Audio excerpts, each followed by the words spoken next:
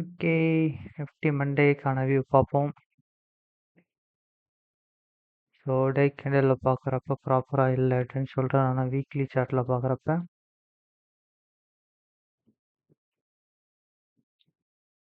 So ப்ராப்பராக வச்சுருக்கு. நெக்லைன்னு பார்த்தா 23,300 வந்து ஒரு குரூஷியல் பாயிண்ட்டாக நாளைக்கு ஹேக்ட் ஆகலாம் கீழே விழுந்துச்சுன்னா.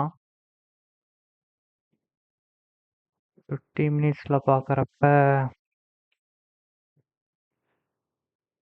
ஸோ 23,650க்கு மேலே சஸ்டெயின் ஆச்சுன்னா 23,800 வரைக்கும் போகிறதுக்கு பாசிபிள் இருக்குது.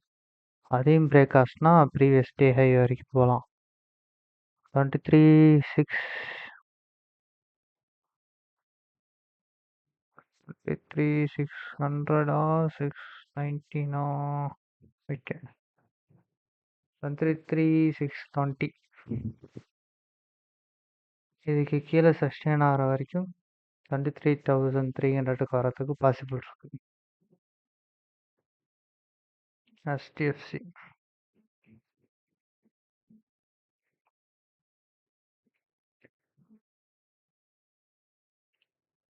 HDFC பாருங்க bank Nifty. So sideways break ஆகி தான் இவ்வளோ பெரிய மூவ் கொடுத்தான். ஸோ இந்த இடம் வந்து ஸ்ட்ராங்கான ரெசிஸ்டண்ட்டாக இருந்ததுனால அதுக்கு மேலே போக முடியல. அங்கேயே கன்சால்டேஷன் ஆகி ஒரு 5 டேஸ் அப்போ கன்சால்டேஷன் ஆகி பிரேக் ஆகி க்ளோஸ் வச்சுது. இந்த விங்குக்கு மேலே அதாவது கேண்டில் ஸ்டிக் வைஸ் பார்த்தா இந்த லிக்விடிட்டி ஸ்வீப் ஆகிட்டு மேலே போகணும். அடுத்த நாளே நியூஸ் அந்த யூஎஸ் ரேட் கட் பண்ண ப்ரைஸ் ரேட் கட் பண்ணனால இன்ட்ரெஸ்ட் ரேட் கட் பண்ணனால பயங்கரமான ஃபால் ஆச்சு. கோல்டு எல்லாமே பயங்கரமான செல்லிங் ஆச்சு அன்றைக்கி. அதனுடைய இம்பேக்ட் தான் ஆகிருக்கு. ஸோ நாளைக்கு வந்து இங்கிலீஷில் பார்க்குறப்ப வந்து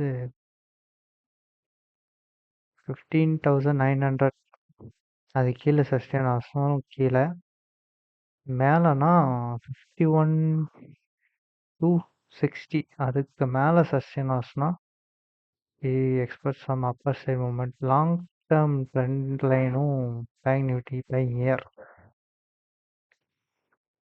ஸோ நாளைக்கு வந்து 2 இடத்துல இருந்து சப்போர்ட் எடுக்க வாய்ப்பு இருக்குது. ஒன்று வந்து 15,400 இன்னொன்று வந்து 15,070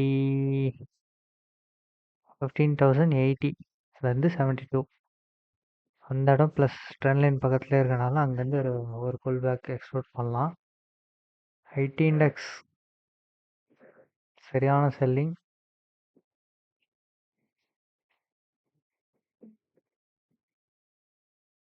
ஃபோர் ஹவர்ஸில் பார்க்குறப்ப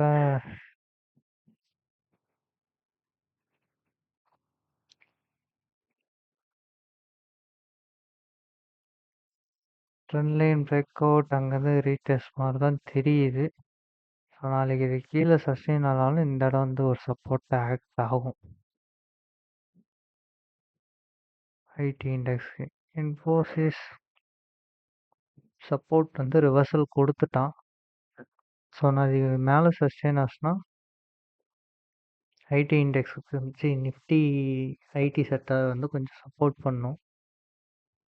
ரெண்டாவது ரிலையன்ஸ் ஸோ நம்ம எக்ஸ்பெக்ட் பண்ண லெவலுக்கு வந்துருச்சு. எக்ஸாக்டாக சொல்லணும்னா நம்ம இந்த இடத்துல சொல்லிருப்போம் 18 ஆர் டே கேண்டில் பார்த்தா தெரியும்.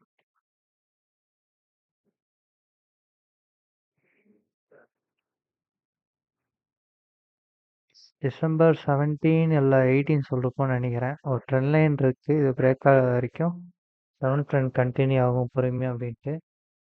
பாட்டம் அவுட் வந்து டபிள்யூ பட்னாட்ட போகிறதுக்கு பாசிபிள் இருக்குன்ட்டு. ஆனால் அதையும் உடச்சி தான் க்ளோஸ் வச்சுருக்கேன். ஆனால் 1200 வந்து ஸ்ட்ராங்கான சப்போர்ட். அதுக்கப்புறம் கீழே வந்துச்சுன்னா 1150 ஒரு நல்ல சப்போர்ட்டாக இருக்கும் ரிலையன்ஸில்.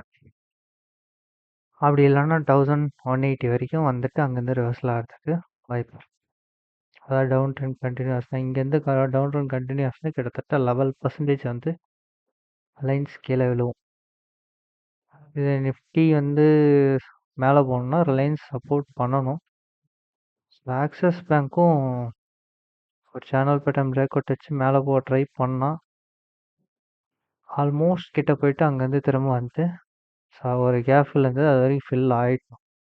ஸோ இங்கேருந்து ஸ்ட்ராங்காக சப்போர்ட் எடுத்தானா ஆக்சஸ் திரும்பியும் இந்த ஸ்விங் ஐ வரைக்கும் போவோம். ஸோ பேங்க் நிஃப்டிக்கு என்ன சொன்னமோ அதே தான். இங்கே இருக்குது சப்போர்ட், ஸ்ட்ராங்கான சப்போர்ட் வந்து 3420 ஃபின் நிஃப்டிக்கு. ஸோ அங்கேருந்து தான் ரிவர்சல் ஆகும். மேஜர் ரிஜெக்ஷன் பெருசாக இல்லை. இங்கேருந்து வந்துட்டு தான் ரிவர்சல் ஆகணும். அப்படியே ரிவர்சல் ஆக மாட்டான். அப்படி ஆச்சுன்னா ஒரு டெம்ப்ரவரி கரெக்ஷனாக தான் இருக்கும். HDFC கேஃபில் அதாவது ஒரு ஹெல்த் டைம் போகிறதுக்கு முன்னாடி ஒரு கேப் அப்பப் ஆனால் அதனுடைய லோ தான் சப்போர்ட் எடுக்க ட்ரை பண்ணிருக்கு. ஆனால் கேண்டில் க்ளோஸ் பார்த்தா ரிக்கவர் ஆகி க்ளோஸ் வைக்கலை. ஸோ நாளைக்கு இங்கேருந்து சப்போர்ட் எடுத்தானா பேங்க் நிஃப்டி ரிக்கவர் ஆகிறதுக்கு பாசிபிள் இருக்கு. SBI இவன் திரும்பியும் கீழே வந்துடும். யூஎஸ் மார்க்கெட் இப்போ ரிக்கவர் ஆயிருந்தாலும் நிஃப்டி பேங்க் நிஃப்டி வந்து கொஞ்சம் செல்லிங் ப்ரெஷரில் தான் இருக்குது. டாடா மோட்டார்ஸ்லாம் 600 வரைக்கும் வந்துடும். அதான் எங்கே இருந்த ஸ்டாக் ப்ரைஸ் நியர்பை 1200லேருந்து கிட்ட 600 பக்கம் கீழே விழுவ போகிறான். இது வந்து ஒரு ஸ்ட்ராங்கான சப்போர்ட் எடுத்து தான் மேலே போனான். அதுக்கப்புறம் சப்போர்ட்டுன்ட்டு பார்த்தோன்னா 595 ஆல்மோஸ்ட் 600 அது வரைக்கும் வந்துடும். அதுக்கப்புறம் கீழே வேறு ரிவர்சல் ஆச்சுன்னா லாங் டேர்ம் ட்ரை பண்ணலாம். Motors, Tata motors. கோட்டக் கோட்டக் திரும்ப அதே தான். இந்த ட்ரெண்ட் லைன் வரைக்கும் வந்துட்டு தான் ரிவர்சல் ஆகப்பான். ஜேஎஸ் ஸ்டீல் செக்டாரும் வீக் ஆகிட்டான். டாடா ஸ்டீல் எல்லாமே வந்து இவனும் ஒரு லாங் டேர்ம் ட்ரெண்ட் லைன் வந்து பிரேக் பண்ண மாதிரி தான் இருக்குது இப்போதைக்கு இப்படி பார்க்குறப்ப. ஸோ நிஃப்டி கீழே விழுந்தாலும் ஸ்டீல் செக்டாரும் நல்லா கீழே விழுவதுக்கு பாசிபிள் இருக்கு.